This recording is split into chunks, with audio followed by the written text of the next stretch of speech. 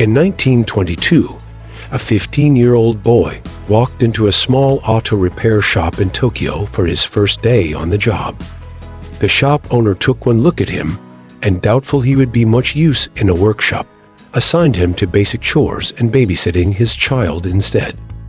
No one paid much attention to the young boy, and no one could have guessed that he would one day change the automotive world forever. That young boy was Soichiro Honda. Decades later, he would not only rival the biggest car manufacturers, but also lead the world's largest motorcycle company. This is the inspiring journey of how a boy, once tasked with cleaning floors and caring for children, built a global empire, Honda Motors. Humble beginnings.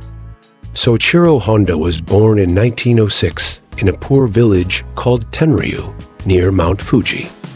His father, a blacksmith who also fixed bicycles, and his mother, a skilled weaver, worked hard to support their family. Life was tough, and tragically, 5 of Soichiro's siblings died due to poor health conditions. At just 8 years old, Soichiro's curiosity sparked when he heard a loud rumble one day. Running toward the noise, he encountered his first automobile, a Ford Model T. Mesmerized, he sprinted after it in awe, unable to comprehend how a machine could move on its own. That moment planted a seed that would grow for the rest of his life. Despite his passion for machines, Soichiro despised school. Instead of studying, he preferred helping his father repair bicycles. His disinterest in academics led him to forge his family's stamp on report cards to hide his poor grades. When caught, he faced a harsh punishment, forced to kneel without food for an entire day, a painful but pivotal lesson. At 15, after spotting an ad for a prestigious auto repair company in Tokyo called Art Shokai, Soichiro decided to pursue his dream. He dropped out of school, left his village, and moved to the city with hopes of becoming a mechanic. Climbing the ranks at Art Shokai. Arriving in Tokyo, Soichiro was stunned by the energy and chaos of city life. Initially, his job involved little more than babysitting. Earning no real wages and doing menial tasks, he battled the shame of returning home a failure. But determination kept him going. Eventually, the shop owner, overwhelmed by work, allowed Soichiro to help with basic car repairs. Through perseverance, Soichiro earned trust and gradually learned the intricacies of mechanical repairs and business operations. Cars were still a luxury at the time, and most were foreign-made, exposing Soichiro to prestigious brands like Lincoln, Mercedes, and Daimler. Around this time, motorsports were gaining popularity, and Art Shokai began building racing cars. In 1924, with Soichiro's help, their creation, the Curtiss, won the Japanese Motor Car Championship. Soichiro, just 17, found his life's second passion, racing, pursuing dreams beyond repair work. In 1926, Soichiro narrowly escaped military service after failing a color blindness exam. Staying in the auto world, he helped Art Shokai expand by managing a new branch in Hamamatsu at only 21. It was tough at first. Customers doubted his ability. But he persisted, slowly growing the business into a team of 30 employees.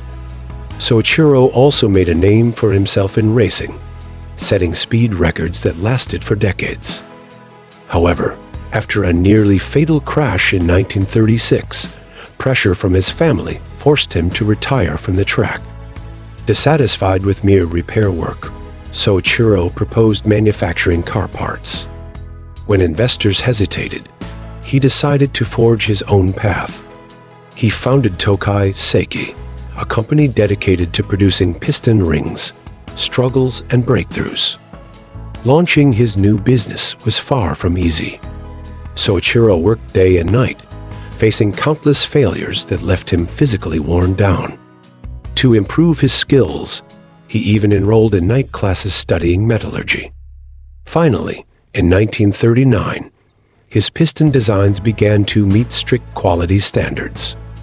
Toyota soon placed an order, although initial results were mixed. Determined to succeed, Soichiro spent years improving manufacturing techniques, and soon his company was supplying piston rings across Japan. But just as success seemed assured, Japan started World War II. Soichiro's factory was bombed in 1944, and an earthquake later destroyed another plant. With the war's end, he sold what remained of his company to Toyota and took time to regroup. The birth of Honda Motor Company.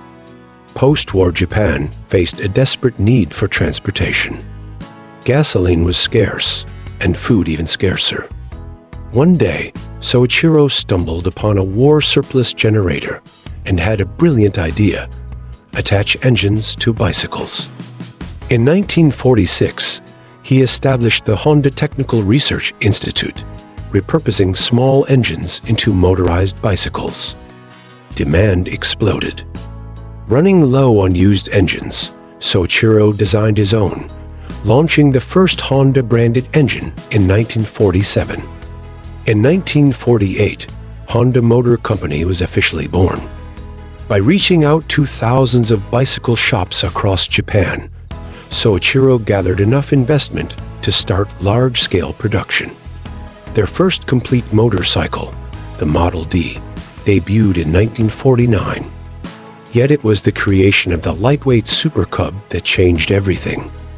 Affordable, reliable, and easy to ride, it dominated the market, even beating out American giants like Harley-Davidson when it reached U.S. shores in 1958, taking over the world.